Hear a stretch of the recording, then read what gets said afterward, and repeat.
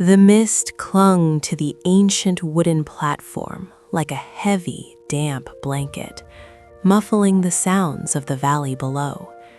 Alara stood alone under the flickering gaslight, her breath forming small, rhythmic clouds in the chill night air.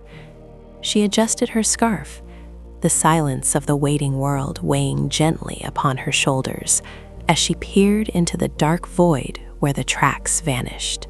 From the shadows emerged Silas, the keeper of the schedule, his lantern swinging with a soft creak.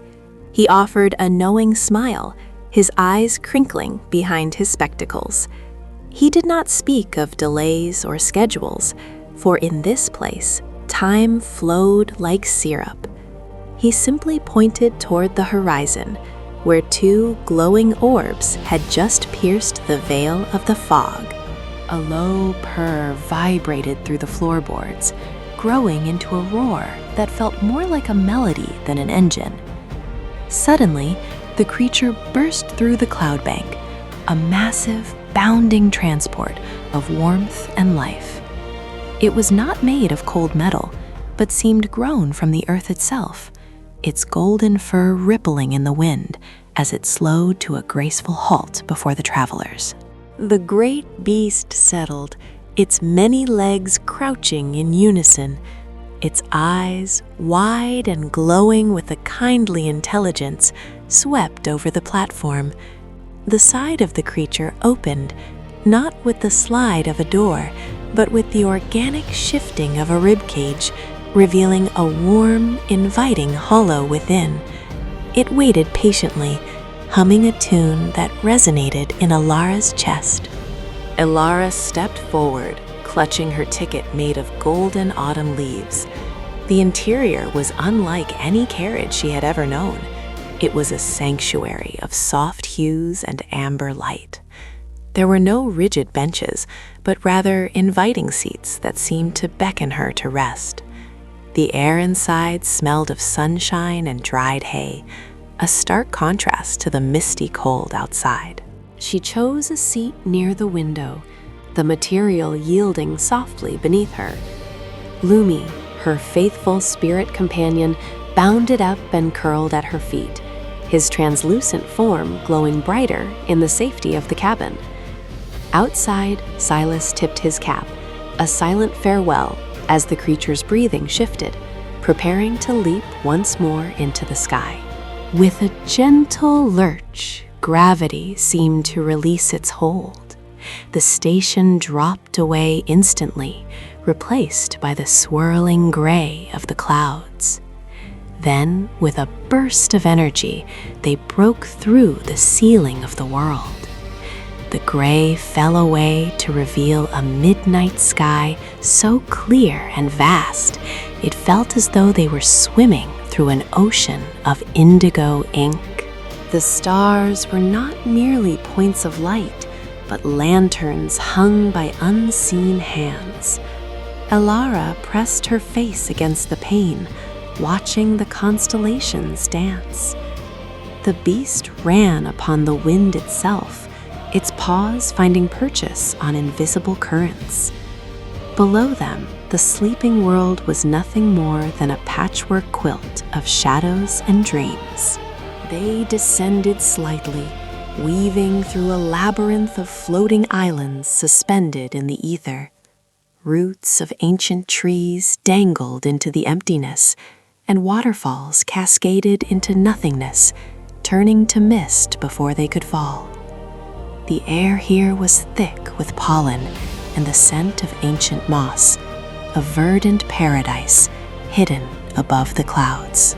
Curious spirits peeked from behind the giant leaves, small, glowing entities watching the passage of the furred transport.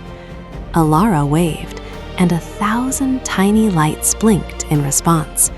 It was a silent conversation, a shared moment of acknowledgement between the traveler and the timeless inhabitants of this celestial archipelago. The tranquility was broken by a sudden drop in pressure. Ahead, the sky bruised purple and charcoal. A magical tempest was brewing, a wall of turbulent energy blocking their path. The creature did not slow. Instead, its eyes narrowed, glowing with a fiercer, determined light. It growled low in its throat, a sound of challenge to the elements. Wind buffeted the cabin, rattling the frames. Elara gripped the edge of her tan seat, her heart hammering against her ribs. Lumi stood alert, his ears pressed back, a low whine escaping him. The world outside became a chaotic smear of rain and darkness, but the cabin remained a warm, dry fortress against the onslaught. They plunged into the heart of the storm. Thunder shook the very air, vibrating through the floorboards of the bus. Yet, the creature's footing was sure. It leaped from thunderhead to thunderhead, treating the volatile clouds as stepping stones. The ride was wild, a chaotic dance on the edge of danger. Yet, Elara felt a strange, exhilarating trust in her carrier. Suddenly, a bolt of pure white light illuminated the path ahead, a tunnel through the eye of the storm.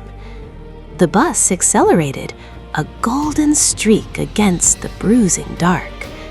The roar of the wind reached a crescendo, a deafening symphony of nature's fury, before silence snapped back into place like a broken rubber band.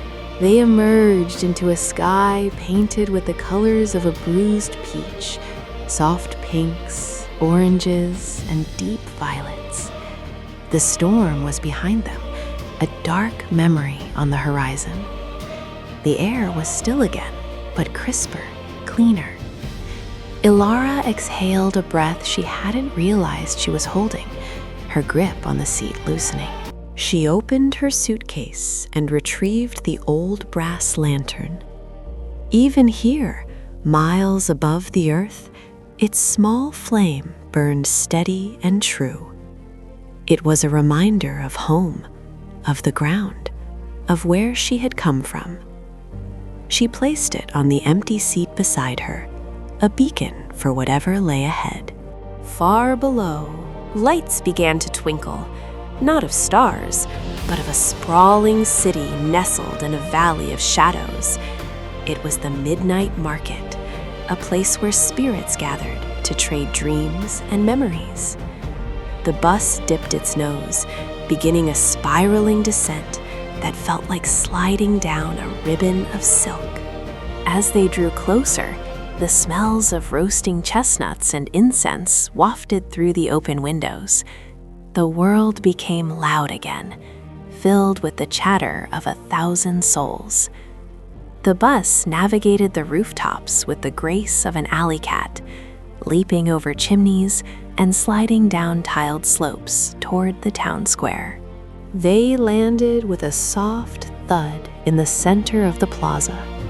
Dust motes danced in the light of the bus's glowing eyes. The side of the creature opened once more, inviting the cool night air of the market into the warm cabin. The journey was over, but the adventure was just beginning. Elara stepped out, her boots clicking on the cobblestones. The sensory overload was immediate. Colors, sounds, and faces she had only seen in storybooks. She turned back to the great beast, reaching out a hand to touch its warm, fuzzy flank. It felt alive, vibrating with a deep, resonant purr. The cat bus did not linger. Its duty was the journey, not the destination. It gave a soft nudging bump against Elara's shoulder, a gesture of affection that nearly knocked her over.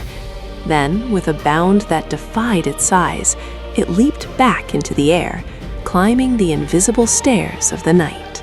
Elara watched until it was just a pair of golden stars fading into the distance. She felt a pang of loss, but it was outweighed by gratitude. She had crossed the threshold between worlds, carried by a friend she would never forget. She picked up her suitcase, the handle worn and familiar. The market sprawled before her, a maze of infinite possibility. The lantern in her hand cast a circle of light, pushing back the shadows. With Lumi guiding the way, she took her first step into this new life, the echo of the cat bus's purr still humming in her bones. For every end is merely a new beginning in disguise. The tracks may have ended at the station, but the path forward was hers to pave. And somewhere, high above the clouds, the Midnight Express was already finding another soul waiting in the mist, ready to be carried home.